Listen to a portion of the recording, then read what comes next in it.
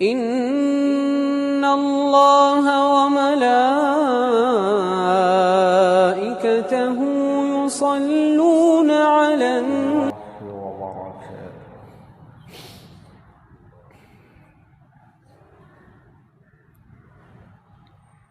الحمد لله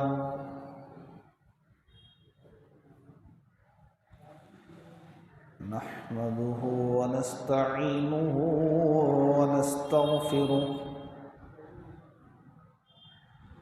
ونؤمن به ونتوكل عليه ونعوذ بالله من شرور أنفسنا ومن سيئات أعمالنا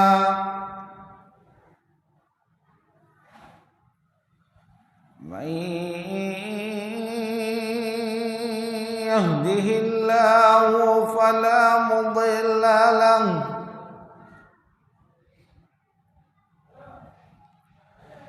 ومن يضلله فلا هادي له ونشهد أن لا إله إلا الله وحده لا شريك له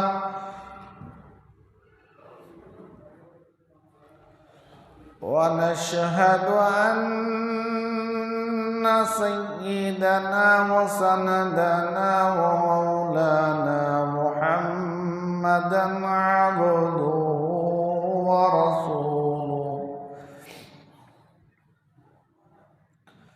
أما بعد فأعوذ بالله من الشيطان الرجيم بسم الله الرحمن الرحيم أم حسبت أن أصحاب الكهف والرقيم كانوا من آياتنا عجبا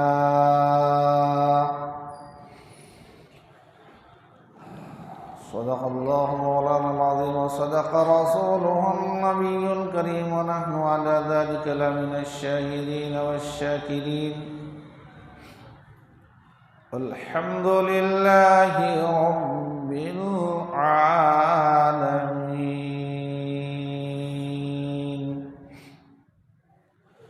اللهم صل على محمد النبي الأمي وعلى آله وأصحابه وأزواجه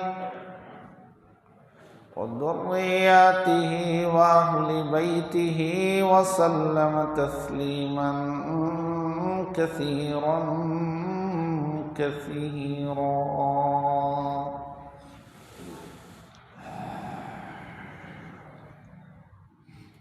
محترم حاضرین، بزرگوں اور دوستوں، جو آیت میں نے تلاوت کی وہ سورہ کہف کی آیت ہے۔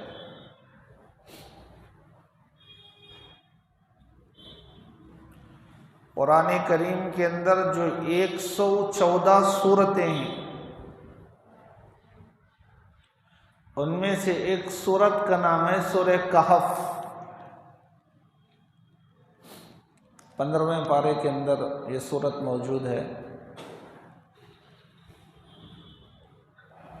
اس کی فضیلت سنو اور پھر یہ سورت نازل کیوں ہوئی اور اس میں ہمارے لیے سبق کیا ہے، یہ 2-3 باتیں عرض کرنا ہے۔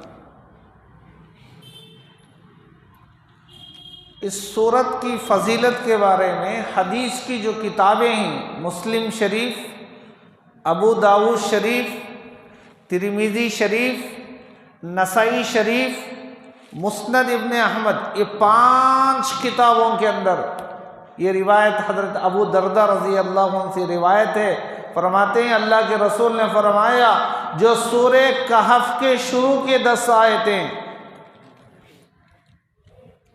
الحمدللہ الذی انزل علی عبدہ الکتاب ولم یجعل لہ عوجا، یہاں سے فقالوا ربنا آتنا من لدنک رحمتا وہیئ لنا من امرنا رشدا، یہاں تک. جو یہ 10 آیتیں یاد کر لے گا وہ دجال کے فتنے سے محفوظ ہوگا.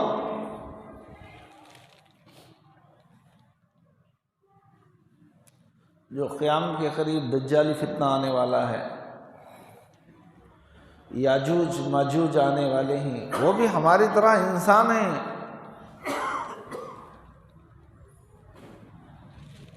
یاجوج ماجوج کوئی شیطان نہیں کہ اس کے سنگ ہوں گے، دم ہوگی، چہرہ باغ کا ہوگا، پیر انسانوں کے ہوں گے. یہ من گھڑت کہانیاں ہیں. حضرت نوح علیہ السلام کے جو 3 بیٹے حام، سام، یافت، تو حام کی اولاد، سام کی اولاد، ہم سب حام کی اولاد ہیں. یہ جو یافت کی جو اولاد ہے اس میں یاجوج ماجوج ہیں، وہ بھی انسان ہیں. بہرحال وہ یہ جو دور ہے قیامت کے قریب کا دور ہے. قیامت ایک دم قریب آئے گی. یاجوج ماجوج اور دجالی فتنے، آج ہم فتنوں سے گزر رہے ہیں. تو اللہ ہر ایسے فتنے سے حفاظت کرے گا جو سورہ کہف کی 10 آیتوں کو شروع کے یاد کرے گا. اگر یاد نہیں ہے، روز بھی دیکھ کر پڑھ رہا ہے تو بھی انشاءاللہ وہ بھی اس میں شامل ہوگا فضیلت. دوسری روایت میں یہی راوی ہیں، حضرت ابو درداء فرماتے ہیں اللہ کے رسول نے فرمایا جو اس کے آخر کے 10 آیتیں یاد کرے گا وہ بھی دجالی فتنوں سے محفوظ ہوگا. اور روایت میں آتا ہے، حضرت انس فرماتے ہیں جو سورہ کہف کے شروع کے 10 آخر کے 10 آیتیں پڑھے گا تو اس آدمی کے پیر سے لے کر سر تک نور ہی نور ہوگا. اور جس نے پوری سورت پڑھی زمین سے لے کر آسمان تک نور ہی نور. جس زمین کے ٹکڑے پر پڑا، جہاں بیٹھ کر پڑا، جس جگہ بیٹھ کر تلاوت کی، وہاں سے لے کر آسمان تک نور ہی نور. اور روایت میں آتا ہے اللہ کے رسول نے فرمایا جو جمعہ کے دن سورہ کہف کو پڑھے گا، آدمی چاہے گا تو سیکھنا کوئی مشکل نہیں. یہ ہماری کتاب ہے، اللہ کی کتاب ہے، ساری انسانیت کی ہدایت کی کتاب ہدایت ہے. اسے پڑھنا سیکھنا ہے. اگر یہ چیز انسان کے اندر آئی تو عمر کا کوئی تقاضا نہیں، بڑا ہو، بوڑھا ہو، بچہ ہو، ہر ایک بھی اسے یاد کر سکتا ہے، پڑھ سکتا ہے، پڑھنا سیکھ سکتا ہے. اللہ ہم سب کو توفیق عطا فرمائے. تو اللہ کے رسول نے فرمایا جس نے جمعہ کے دن سورہ کہف پڑھا تو جمعہ سے پھر جمعہ آنے تک 8 دن دنیا کے فتنوں سے اس کی حفاظت ہوگی اور 8 دن کے گناہ معاف کر دیے جائیں گے، چھوٹے چھوٹے گناہ.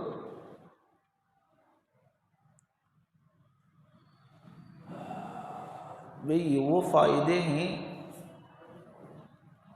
آدمی کا آخری وقت آئے گا جب دوسری دنیا نظر آئے گی، تو اس وقت میں اہمیت،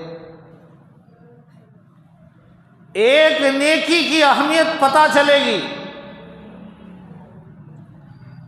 لیکن احادیث میں بتایا جا رہا ہے اللہ نے تمہیں جو زندگی دی ہے وہ مہلت ہے، اس میں تیاری کر لو. کوئی بتانے والا بتا رہا ہے. تو اس سورت کی اتنی فضیلت ہے. بہرحال یہ اس سورت کے پڑھنے کی فضیلت ہے. یہ سورت نازل کب ہوئی؟ اب آؤ یہاں پر سمجھو اس قرآن پاک کی سورت کو. اس کے اترنے کا سبب کیا بنا؟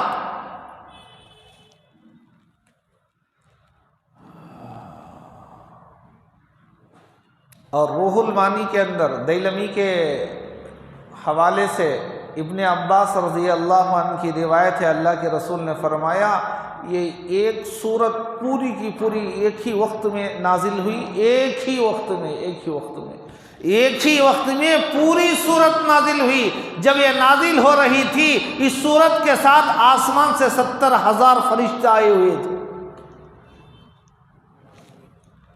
پہلے کی سورت جو سورہ علق اقرا، اس کی پہلے دن 5 آیتیں نازل ہوئی، حالانکہ چھوٹی سورت ہے، پوری سورت نازل نہیں ہوئی۔ اقرا بسم ربک الذی خلق، 5 آیتیں خالی، لیکن یہ اتنی بڑی سورت 15ویں پارے میں شروع کر 16ویں پارے میں ختم ہو رہی ہے، اتنی بڑی سورت پوری ایک ہی وقت میں نازل ہوئی۔ جب یہ نازل ہو رہی تھی آسمان سے جب یہ سورت جبریل لے کر آئے تو جبریل کے ساتھ 70,000 فرشتے آئے ہوئے تھے۔ اور یہ نازل کیوں ہوئی؟ کتابوں میں لکھا ہے مکے میں جب نبوت کا چرچا ہوا، میں نبی ہوں لوگوں میری بات مانو، یا ایھا الناس انی رسول اللہ الیکم، یا ایھا الناس قولوا لا الہ الا اللہ تفلحون۔ جب اللہ کے رسول نے فرمایا میں اللہ کا پیغمبر ہوں، میری بات مانو، ایک اللہ کو مانو، کامیابی ملے گی، کامیاب ہو جاؤ گے، تو مکے کے جو مشرکین تھے پریشان ہو گئے۔ کیوں پریشان ہو گئے؟ ہم معلوم کیسے کریں کہ یہ نبی ہیں یا نہیں ہیں؟ پریشان کیوں ہوئے؟ پریشان اس لیے ہوئے یہ آدمی جو بات کہہ رہا ہے اس میں سچا ہے یا جھوٹا ہے؟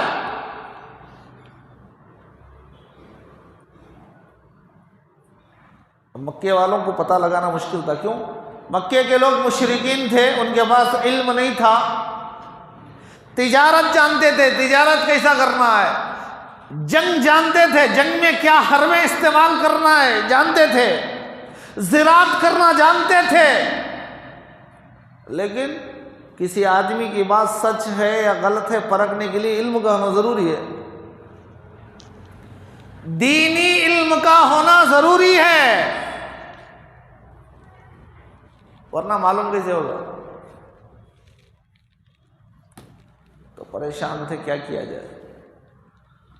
تو مکے والوں نے مل کر مشورہ کیا کہ ہم تو معلوم نہیں کر سکتے کہ نبی ہیں یا نہیں ہیں کیونکہ ہمارے پاس علم نہیں ہے۔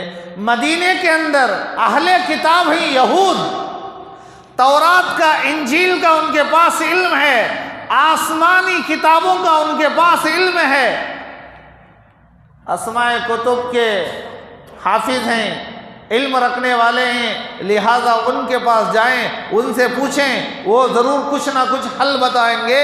تو 2 آدمی مکے سے مدینہ گئے، جا کر وہاں مدینے کے یہودیوں سے کہنے لگے مکے میں ایک آدمی ہے یہ نبوت کا دعویٰ کرتا ہے، ہم پہچان نہیں سک رہے ہیں کہ وہ جو بول رہا ہے سچ ہے یا غلط ہے، وہ نبی ہے یا نہیں ہے، ہمیں معلوم نہیں ہو رہا ہے اور ہمیں پرکھنے کا کوئی طریقہ بھی معلوم نہیں، اس لیے کہ ہمارے پاس علم نہیں ہے، لہذا تم ہمیں بتاؤ کہ ہمیں اسے جانے کیسے کہ یہ صحیح ہے یا غلط ہے۔ اب مدینے کے یہودیوں نے کہا ہم تمہیں 3 باتیں سکھاتے ہیں، وہ 3 باتیں جا کر ان سے سوال کرو، اگر وہ ان تینوں کا جواب دے تو نبی ہے، اگر وہ تینوں کا جواب نہ دے تو سمجھو نبی نہیں ہے، کیونکہ وہ تینوں کا جواب نبی ہی دے سکتا ہے۔ پہچاننا آسان ہو گیا۔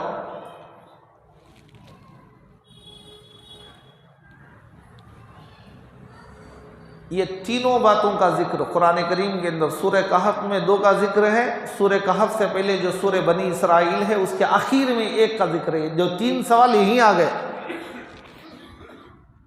کیا پوچھیں؟ تو مدینے کے یہودیوں نے کہا ایک بات یہ پوچھنا کہ بتاؤ واقعہ عجیبہ کیا ہے؟ واقعہ عجیبہ وہ کیا ہے؟ واقعہ عجیبہ عجیب و غریب یعنی ان یہودیوں کے پاس یہ بہت بڑا واقعہ تھا۔ قرآن کریم میں اللہ نے فرمایا ام حسبتم ان اصحاب الکہف والرقیم کانوا من آیاتنا عجبا، وہ یہ سمجھ رہے تھے کہ کہف والوں کا قصہ واقعہ عجیبہ اللہ کی نشانیوں میں سے بہت بڑی نشانی ہے، وہ یہ سمجھ رہے تھے، حالانکہ وہی بڑی نشانی نہیں ہے، اللہ کے یہاں اس سے بھی بڑی بڑی نشانیاں ہیں۔ یہ تمہارا آسمان، یہ تمہاری بچھائی ہوئی زمین، یہ تمہارا سورج، یہ تمہارا چاند، یہ تمہارے سیارے جو سورج کے اطراف گردش کر رہے ہیں، چکر لگا رہے ہیں، یہ سب اللہ کے عجائبات میں سے ہے، اللہ کی بڑی نشانیوں میں سے ہے۔ لیکن یہودی یہ سمجھ رہے تھے وہ قصہ ہی بہت بڑی نشانی ہے۔ اور کیا قصہ تھا؟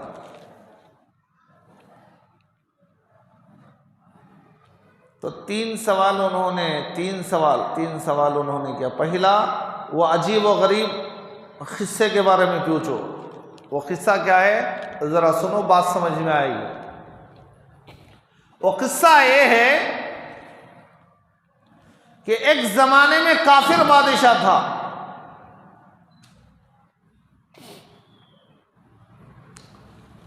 تو وہ ہر آدمی کو اپنے ہی دھرم اسی پر چلنے کی تاکید کرتا، دوسری کسی چیز کو ماننے کے لیے تیار نہیں۔ تو اس زمانے میں چند نوجوان، ایک دم نوجوان،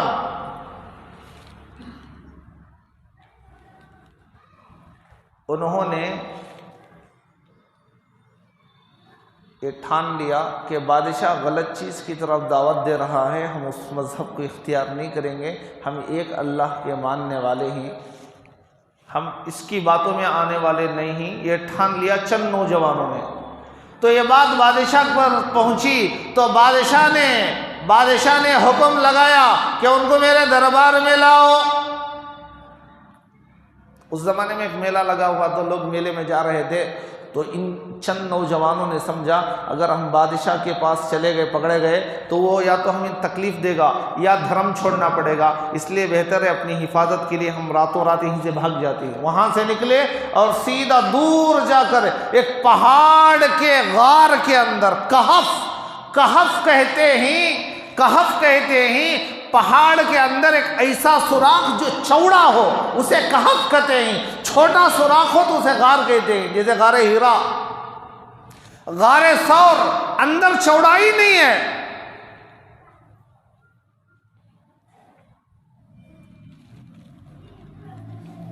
تو یہ چند نوجوان گئے اور وہاں سو گئے، اور ان کے ساتھ ایک کتا بھی راستے میں مل گیا، وہ بھی ان کے ساتھ پیچھے چلا۔ جب اندر گئے یہ پورے کے پورے اندر سو گئے۔ یہ دروازے پر بیٹھا ہوا تھا، جیسا کتا اپنی شکل اپنی حیت میں بیٹھتا ہے، پیر سامنے کے بچھا کر، پیچھے کے بچھا کر، سامنے کے کھولے رکھ کر، ایک اس کا انداز ہوتا ہے کتے کے بیٹھنے کا۔ وہ انداز میں کتا دروازے پر بیٹھ گیا اور سب پر اللہ نے نیند اتاری کر سب سو گئے، مر گئے۔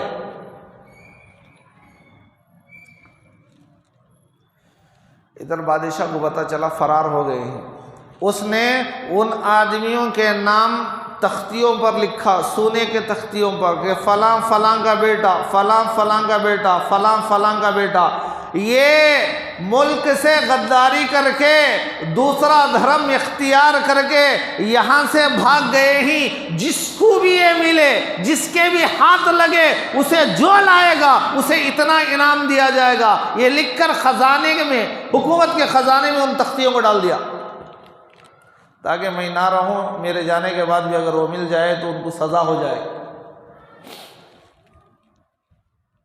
ادھر یہ سو گئے،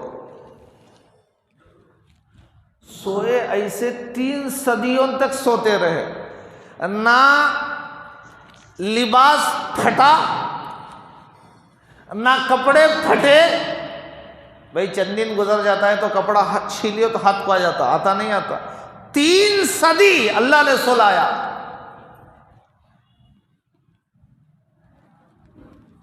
دیکھو آدمی کے زندہ رہنے کے لیے کھانا پینا ضروری ہے نہیں ضروری ہے؟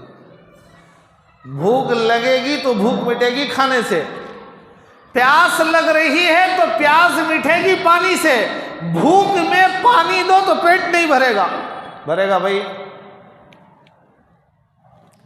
اللہ کہتا ہے وَجَعَلْنَا مِنَ الْمَاءِ كُلِّ شَيْءٍ حَيٍّ، وَجَعَلْنَا مِنَ الْمَاءِ كُلَّ شَيْءٍ حَيٍّ، ہم نے ہر جاندار کو پانی سے زندہ کیا۔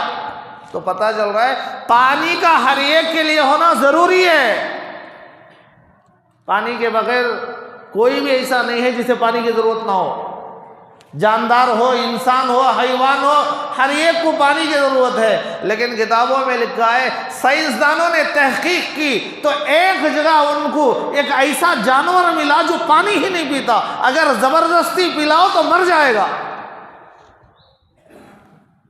اب انہوں نے سوال اٹھایا، مسلمانوں کو قرآن تو یہ کہتا ہے اللہ نے ہر جاندار کو پانی سے زندہ کیا، یعنی پانی ضروری ہے۔ یہ جاندار ایسا ہے پانی ہی نہیں پیتا، پانی پیے گا تو مرے گا۔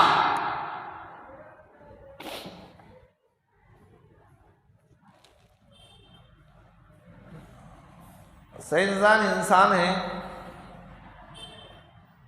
لیکن کائنات کا بنانے والا جس کے کنٹرول میں کائنات ہے وہ اللہ ہے، اور اس کی کوئی بات غلط نہیں ہو سکتی۔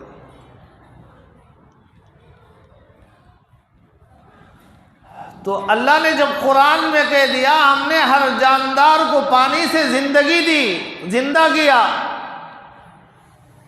وَجَعَلْنَا مِنَ الْمَاءِ كُلَّ شَيْءٍ حَيٍّ۔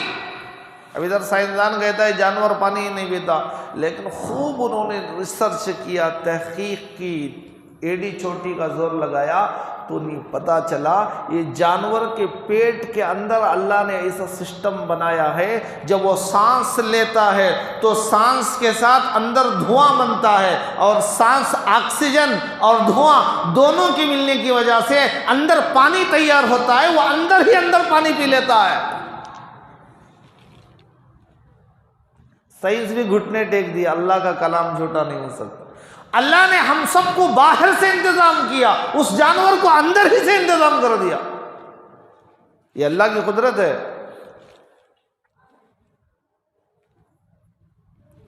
قرآن میں جگہ جگہ کہتا ہے ان اللہ علی کل شیء قدیر، لوگوں تمہارا رب ہر چیز پر قادر ہے۔ تو وہ سوئے ہیں، اللہ نے 3 صدیاں سلایا۔ دیکھو جب پانی کی بات آئی تو ایک بات سن لو، پیاس پانی ہی سے بجھتی ہے، بھوک کھانے ہی سے مٹتی ہے نہیں؟ پیاس میں بریانی دو آدمی پسند نہیں کرے گا، نہیں بھائی مجھے پیاس لگ رہی ہے۔ بھوک میں پانی دو کہ نہیں بھوک لگ رہی ہے، دونوں الگ الگ چیزیں ہیں۔ لیکن اللہ نے کائنات میں ایک ایسی چیز بنایا ہے، ایک ہی چیز کھانے کا بھی کام دیتی ہے، پانی کا بھی کام دیتی ہے، اور جس کا ارادہ کرے اس کا بھی کام دیتی ہے۔ وہ چیز ہے زمزم، ماء زمزم لما شرب من، لما شرب ماء زمزم لما شرب۔ زمزم کا پانی ہر اس چیز کا کام دیتا ہے جس کے ارادے سے پی جائے۔ کتنے حجاج کے واقعات ایسے ہیں، انہوں نے پورا حج کا زمانہ خالص زمزم سے گزارا، نہ کھایا نہ پیا۔ پیو تو کھانا، پیو تو پانی، پیو صحت۔ اے اللہ بیماروں صحت عطا فرما، یہ ارادہ کر کے پیتا ہے تو اللہ اسے صحت دے گا۔ سینکڑوں واقعات کتابوں میں لکھا ہے۔ افریقہ کا ایک جگہ ہے الجزائر، الجزائر کے اندر ایک تاجر تھا بہت بڑا مالدار، اس کی بیوی کو سینے کا کینسر ہو گیا، بڑا آدمی تھا، اس نے فرانس لے گیا علاج کے لیے۔ فرانس کے ڈاکٹر نے چیک اپ کیا، دیکھا، معائنہ کیا، جائزہ لیا، تشخیص کی، اس کے بعد بتایا جناب 15 دن کی دوائی دیتا ہوں استعمال کرو، 15 دن تک جاؤ، 15 دن کے بعد آؤ، اس کے بعد چیک اپ کروں گا، لیکن بیماری آخری سٹیج پر پہنچ چکی ہے، آپریشن بھی کام نہیں دیتا، لے جاؤ گھر میں لے جاؤ، کھلاؤ پلاؤ، جتنی دن زندگی ہے رہیں گے، جو ان کی خواہش ہے وہ پوری کرو۔ اس نے صرف شوہر سے کہا، مریضہ کو نہیں بتایا۔ ڈاکٹروں کا یہ انداز ہوتا ہے، مریض کو نہیں بتاتے۔ جب شوہر کو بتایا کہ یہ حال ہے، ٹکنا مشکل ہے، بچنا مشکل ہے، آخری وقت چل رہا ہے، تو شوہر آ کر کہنے لگا کہ 15 دن کے بعد چیک اپ ہے، اب بتاؤ تمہاری خواہش کیا ہے؟ تو اس عورت نے کہا میری خواہش ہے، کیونکہ شوہر کے بولنے کے انداز، بعض آدمی کے بولنے کے انداز ہی سے سمجھ جاتا ہے کہ آدمی کا کیا بولنا چاہتا ہے۔ تو عورت سمجھ گئی کہ مسئلہ مشکل ہے، تو اس نے کہا میری خواہش یہ ہے، 15 دن کا وقت ڈاکٹر دیا ہے چیک اپ کے لیے، تو اب ہم 15 دن مکہ جائے اور عمرہ کر کے آئے۔ وہ بھی افریقہ کا عرب تھا، چلو 15 دن گئے اور انہوں نے عمرہ کیا، اور پانی پینے کے وقت زمزم کا پانی، وہ خاتون رو رو کر دعا کرتی، اے اللہ دنیا کے سارے ڈاکٹر ہاتھ اٹھا دے، عاجز آ جائے، لیکن شفا تیرے خزانے میں ہے۔ اے اللہ میرے چھوٹے چھوٹے بچے ہیں، موت اور حیات تیرے ہاتھ میں ہے، لیکن تو مجھے اور مہلت دے گا تو تیرے خزانے میں کوئی کمی نہیں آئے گی، اے اللہ مجھے صحت عطا فرما۔ اس نے رو رو کر 15 دن تک زمزم پیا، 15 دن کے بعد آ کے چیک اپ کرایا، تو ڈاکٹر چیک اپ کرنے کے بعد شوہر کو بلا کر کہا یہ عورت کون ہے؟ اس لیے وہ جانتا تھا عرب کی 4 3 شادیاں ہوتی ہیں، پہلی مرتبہ کسی اور بیوی کو لایا تھا، اب کسی اور بیوی کو لایا ہے، یہ کون ہے؟ تو ڈاکٹر نے کہا وہی عورت ہے جو پہلے لایا تھا، وہی میری بیوی ہے۔ کہا بھئی کیا ہوا؟ مجھے تو کچھ نہیں پتا، لیکن آپ کی بیوی کے اندر بیماری کی کوئی چیز ہی نہیں، لے جاؤ، ساری بیماری ختم۔ تو زمزم ایک ایسی چیز ہے جو کھاؤ تو بھوک مٹے گی، پیو تو پیاس مٹے گی، بیمار ہو تو صحت ملے گی، اور جو نیت جو ارادہ کر کے پیو اللہ اسے پورا کرے گا۔ تو اللہ نے سلایا، 3 صدیوں تک سوتے رہے، کتا بھی وہ بھی، 3 صدیوں کے بعد نیند اٹھی۔ غار اللہ نے وہ ایسی بنائی تھی، پہلے انتظام اللہ کا نظام بن چکا تھا کہ دھوپ اندر نہیں پڑتی، کیونکہ سونے والے کے چہرے پر دھوپ لگے گی تو آٹومیٹک نیند ختم ہو جائے گی، آنکھ کھل جائے گی۔ غار میں دھوپ اندر نہیں آتی تھی، کروٹیں بھی بدلتے تھے، کیوں؟ ایک ہی ساتھ ایسا سو کر رہے گا تو زخم ہو جاتی۔ 3 صدیوں کے بعد اٹھے، ظاہری بات ہے جب اٹھے گا تو آدمی کو بھوک لگے گی، تو سب نے کہا بھائی، وہ یہ سمجھ رہے تھے، ان کو پتہ نہیں 3 صدیاں گزر گئے، وہ یہ سمجھ رہے تھے کہ بھائی ابھی وہی دور ہے، وہی بادشاہ ہے، ہم تو چند گھنٹے سو کر اٹھے ہیں، لہٰذا انسان ہے، بھوک لگ رہی ہے، ہم میں کا ایک آدمی جائے، بڑی احتیاط سے جائے، ان کو بات نہ کرے، اگر کوئی بات چیت کرے تو بحث نہ کرے، کیوں؟ پکڑا جائے گا تو سب گرفتار ہو جائیں گے، بڑی احتیاط سے جائے، کسی دکان سے کھانے کی چیزیں لے کر آئے، ایک آدمی کو طے کر کے پیسے دے کر بھیجے، جاؤ بھائی۔ جب وہ شہر میں گیا تو سب اسی کو دیکھ رہے، کیوں؟ 3 صدیوں کے بعد کا آدمی، اس کا حلیہ، اس کے کپڑے، اس کے بال،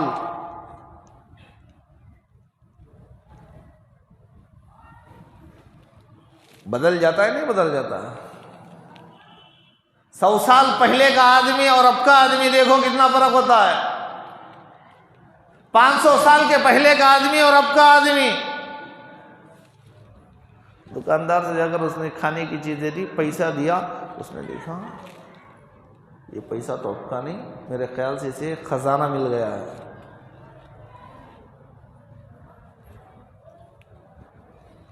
سونے کے سکے مل جائے، موتیاں مل جائے، لے جا کر ہم دکان میں دیں تو کیا کریں گے؟ اسے کہا کہ خزانہ مل گیا ہے، فوراً گرفتار۔ بادشاہ تک بات پہنچی تو سب گرفتار۔ لیکن اللہ کا کرنا یہ تھا کہ 3 صدیوں کے بعد جو بادشاہ تھا وہ مسلمان تھا، اور کتابوں میں لکھا ہے اس نے دعا کی تھی، اے اللہ میں مرنے کے بعد دوبارہ زندہ ہونے کا یقین رکھتا ہوں، لیکن اللہ میرے جیتے جاگتے ایک ایسا واقعہ رونما فرما، ایک ایسا واقعہ دکھا تاکہ میرے ایمان میں زیادتی ہو جائے، کوئی مرا ہوا زندہ ہو کے آئے۔ اللہ نے وہ واقعہ پیش کر کے دکھایا۔ تو جب وہ بادشاہ کے پاس اس نوجوان کو لے گیا، پوچھ تاچھ ہوئی، اور اس نے خزانے میں دیکھا تو انہی کے نام لکھے ہوئے تھے تختیوں کے اندر، حکومت کے خزانے کے اندر، اور انہوں نے اللہ کا شکر ادا کیا کہ اس کے بعد جب وہ نوجوان وہاں سے گئے تو پھر پتہ نہیں کہاں گئے، وہاں جا کر سو گئے، کیا ہوا اللہ بہتر جانے۔ یہ ہے اصحاب کہف کا واقعہ۔ تو یہ یہودیوں کے پاس یہ قصہ انہی کے علم میں تھا، کسی اور کو اس کا علم نہیں تھا، اس لیے وہ سمجھتے تھے اس کا جواب کوئی نہیں دے گا صرف نبی کے، اس لیے کہ نبی کو اللہ بتائے گا۔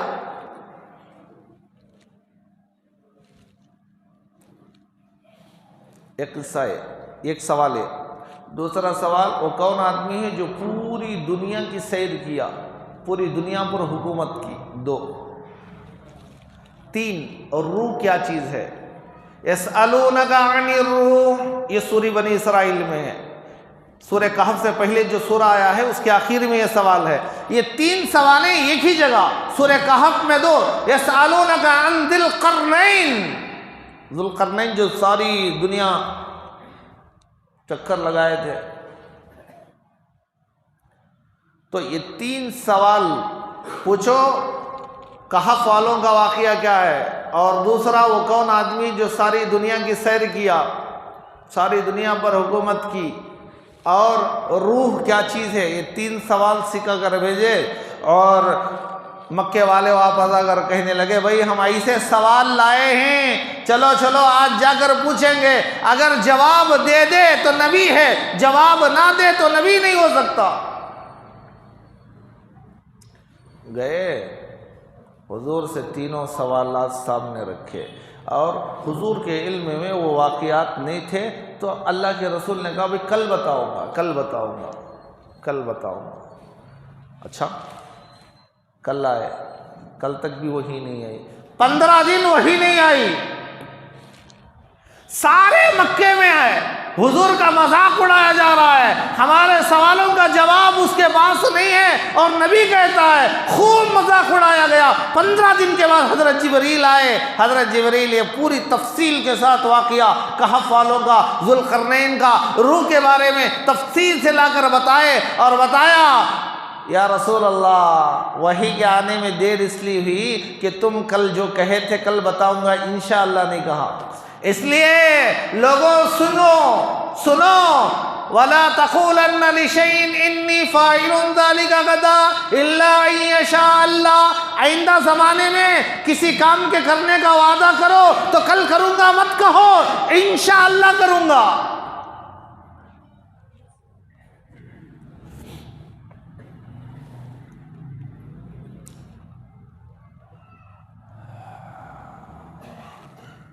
تو یہاں پر تنبیہ کی گئی، دیکھو یہ مسئلہ ہے، اور اسی میں یہ واقعہ بھی بتایا گیا حضرت موسیٰ علیہ السلام سے، حضرت موسیٰ علیہ السلام سے اللہ نے کہا موسیٰ بہت یہاں سے کچھ دور کے فاصلے پر ہمارا ایک بندہ خضر رہتا ہے، اس سے ملاقات کرو۔ اور موسیٰ تیار ہو گئے، اور پوچھا یا اللہ لینڈ مارک کیا ہے، نشانی کیا ہے؟ اس زمانے میں گوگل تو نہیں تھا، روٹ میں اب ڈال لو جاؤ، انہوں تو امام گوگل اب آئے ہیں، اس زمانے میں کہاں تھا، میپ تو نہیں تھا۔ تو پوچھا اے اللہ نشانی کیا ہے؟ اللہ نے فرمایا جہاں 2 دریا ملتے ہیں،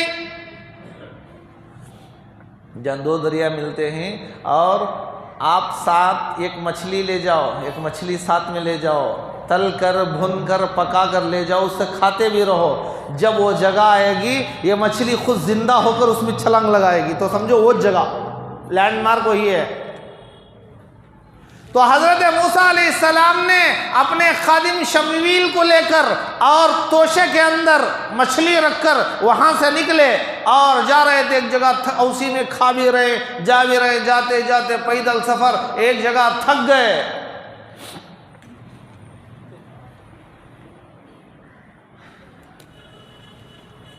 ہاں بھائی، یہ تو کرنٹ کا مسئلہ ہے، لوگ پریشان بھی ہیں، گرمی بے قراری آدمی کو ہو رہی ہے۔ اگر میں کچھ اور بات کو بڑھاؤں، حالانکہ بات اور ہے، اگر بڑھاؤں تو پریشانی ہوگی، اس لیے دعا کرو کہ اللہ تعالی ہم تمام کو انہیں سنی ہوئی باتوں پر عمل کی توفیق عطا فرمائے۔ آمین وآخر دعوانا الحمدللہ رب العالمین۔ یہاں فین ہے، مجھے کوئی پریشانی نہیں، لیکن آپ لوگوں کے پاس تو پنکھا نہیں چل رہا، پریشانی ہے، گرمی کا زمانہ ہے، لہذا بیان اور کبھی سن لیں گے، کوئی بات نہیں، لیکن کسی کو پریشانی زیادہ دینا اچھی بات نہیں ہے۔ خیر، ایک مسئلہ سن لو، اس کے بعد سنت پڑھ لو۔ گزشتہ جمعہ میں بتایا تھا نئے گھر کی دعوت کرنا، اوپننگ کے وقت میں کیا کرنا ہے، اور کر سکتا ہے یا نہیں کر سکتا ہے، کرنا کیا بدعت ہے، گناہ ہوگا، کرنا ہے تو کیا کرنا ہے۔ پہلی بات یہ سنو، آدمی کوئی گھر بنایا یا کوئی گھر لیا یا کسی نئے گھر کے اندر جا رہا ہے رہنے کے لیے تو کوئی دعوت کر رہا ہے تو کوئی بدعت نہیں ہے، یہ خوشی کی چیز ہے۔ اس خوشی کی چیز کو لے جا کر دین کے ساتھ کیوں جوڑ رہے ہیں؟ دین الگ ہے، خوشی کا موقع الگ ہے۔ بات سمجھ میں نہیں آ رہی آپ لوگوں کو؟ آدمی کار لے لیا، اس خوشی میں کھلا رہا ہے، بہت بڑا مال بنایا، خوشی میں کھلا رہا ہے، اسے دین سے مت جوڑو بھائی۔ تمہاری خوشی کی چیزیں کر رہے ہیں الگ بات ہے، یہ کرنا دین میں ہے نہیں ہے تو بدعت ہے، نہیں، اس کا تعلق بدعت کے ساتھ نہیں ہے۔ اگر تم خوشی میں کسی کو کچھ کھلا رہے ہیں، دے رہے ہیں، تو اس کی اجازت ہے، کر لو، اسے دین کے ساتھ مت جوڑو۔ اب کرنے والے الٹا سیدھا مت کرو کہ وہاں خون ڈالنا ہے، فالتو کی چیزیں لا کر فٹ کر دیتے ہیں، اسے ایسا کرو، ایسا کرو، ایسا کرو، ورنہ بہت پریشانی اٹھاؤ گے۔ تو علماء نے لکھا ہے نئے گھر کے اندر سب سے پہلے کرنا کیا ہے؟ جانور کو ذبح کر کے خون بہانے کی کوئی ضرورت نہیں۔ گھر تیار ہو گیا، تیار ہونے سے پہلے فاؤنڈیشن پر دعا کرو، اے اللہ گھر بنا رہا ہوں رہنے کے لیے، کیونکہ انسان کو رہنے کے لیے گھر ضروری ہے نہیں ضروری ہے، کپڑا ضروری ہے نہیں ضروری ہے، نہیں ننگا رہا تو بولے تو کپڑا پہننے کی چیز ہے، ضرورت کی چیز ہے، گھر سر چھپانے کی جگہ ہے، ضرورت اصلیہ میں سے ہے، بناؤ خوشی کے ساتھ گھر۔ بنانے کے وقت میں دعا کر دو، اے اللہ تیرے نام کے ساتھ شروع کر رہا ہوں، اسے پائے تکمیل تک آسانی کے ساتھ پہنچا دے، بس ہو گیا۔ اس میں سفید مرغ کا خون لا کر ڈالو، بکرے کا ڈالو، بلی کا ڈالو، چوہے کا ڈالو، اس کی کوئی حقیقت نہیں ہے۔ اب گھر بن گیا تو اب کیا کرے؟ خوشی میں کوئی دعوت کرنا چاہتا ہے تو کر لے، اس میں کوئی ممانعت نہیں ہے، لیکن سب سے پہلا جو کام کرنا ہے علماء نے لکھا ہے، اس گھر میں سب سے پہلے 2 رکعت شکرانہ نماز پڑھو۔